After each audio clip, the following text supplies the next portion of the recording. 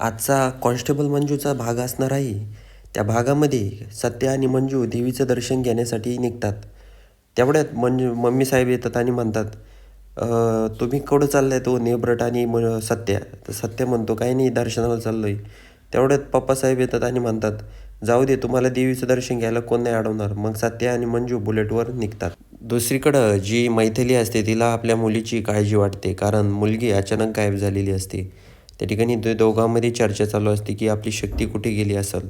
तर इकडं जो सत्य आणि मंजू असतात त्या देवीचं दर्शनासाठी मंदिरात येतात. आल्यानंतर सत्य म्हणतो, चला वाघमारे. तर दुसरीकडं जी शक्ती असते तिला गुंड घेऊन चाललेले असतात आणि मंजूचं लक्ष तेवढ्या त्या तिकडे जातं. गेल्यानंतर मंजू ओरडते आणि म्हणते, कुठं चाललाय हो, काय करताय तुम्ही? पण ती गाडी काही थांबत नाही. मंजू मग त्या गाडीचा पिछा करत ती म्हणते, आपल्याला काही करून शक्तीला वाचवायला पाहिजे. तर त्या गाडीच्या पाठोपाठ पळते आणि एक रिक्षावाल्याला अडवून त्या रिक्षामध्ये मंजू बसते. तर हे गुंड जे असतात ते एका सुनसान इलाक्यात तिला घेऊन येतात आणि बांधून ठेवतात आणि म्हणतात, गुपचूप बस, जास्त नाटकं करू नको आणि हे बघ, शांत बसायचा, खूप त्रास दिलाय तू इथं आणता आणता.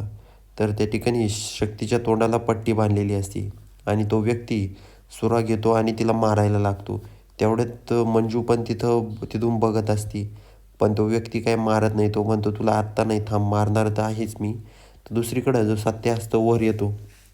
वर त्याला पुजारी म्हणतात, आज पण एकटाच आला का?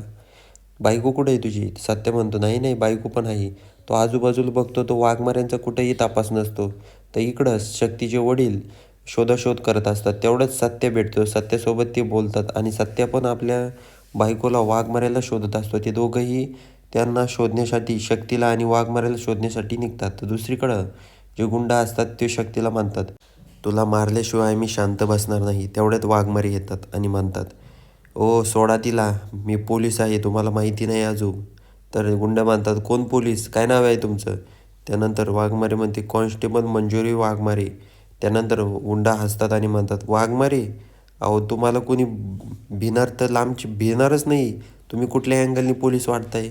तेवढ्यात ती मोबाईल दाखवते. गुंड तिच्या कानाखाली येतात. मग मंजू तिथंच खाली पडते आणि गुंड म्हणतात, चला रे, या शक्तीचा कार्यक्रम करून टाका, लई वेळ नाही वाट बघायची आपल्याला. तर दुसरीकडे शक्तीची आई देवीपुढं प्रार्थना करत असते.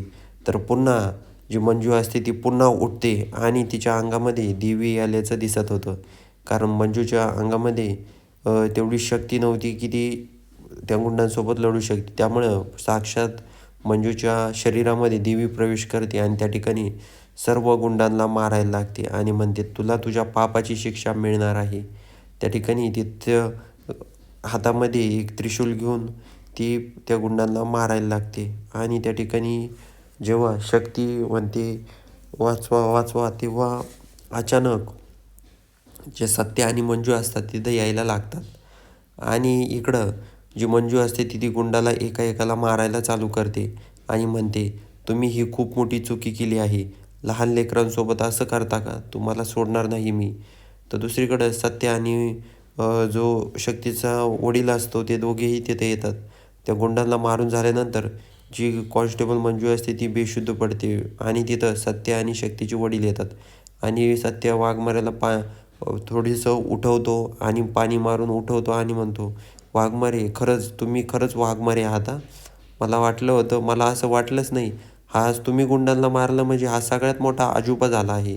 आणि त्या ठिकाणीच भाग संपतो.